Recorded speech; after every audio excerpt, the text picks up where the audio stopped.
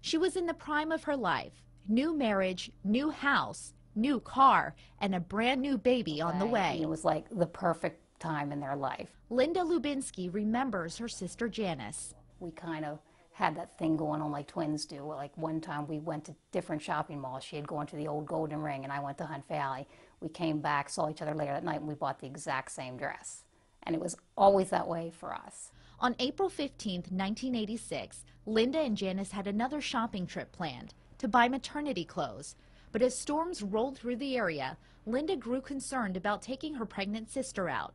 So she called her and canceled their plans. If I had gone out shopping with her that night like I had planned to, she wouldn't have been home.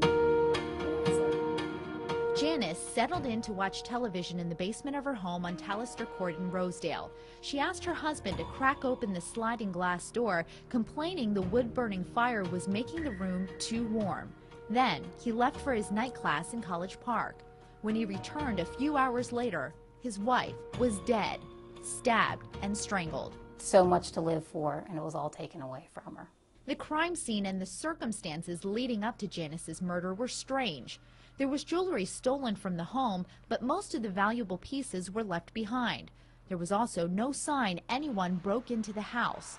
Police assumed the killer came in through the sliding glass door, but no footprints were left behind.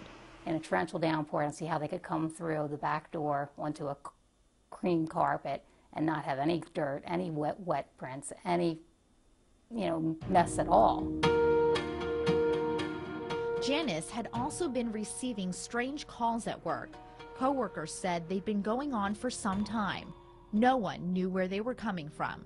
And the police detectives had told us she had even received one of these phone calls the day that she was murdered. In many cases, the first person police look at when a married woman is murdered is her husband. Police were able to verify he was in class, but they also found out he was late. He told police he got stuck in traffic and was about 5 to 10 minutes late. A classmate later told police they thought he was much later, about 45 minutes. But they couldn't be sure, so Janice's husband was cleared. We had always been very close to him, having witnessed their relationship. You wouldn't suspect him. The family took Janice's murder hard. The siblings spent countless hours working with detectives, racking their brains for any details they might have missed. But the one who took Janice's death the hardest was her father. For the next 15 years after her death, he went to the cemetery every single day and put fresh flowers on her grave.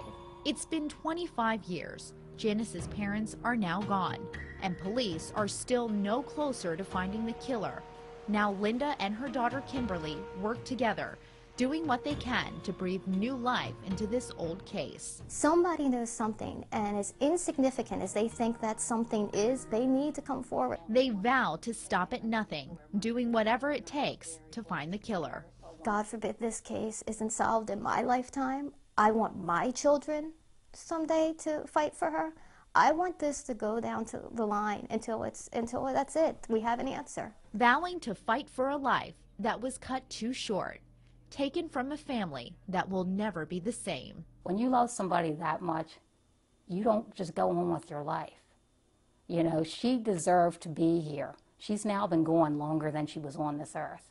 We need resolution. She deserves that, and this family deserves that. In Rosedale, Lynda So, ABC 2 News.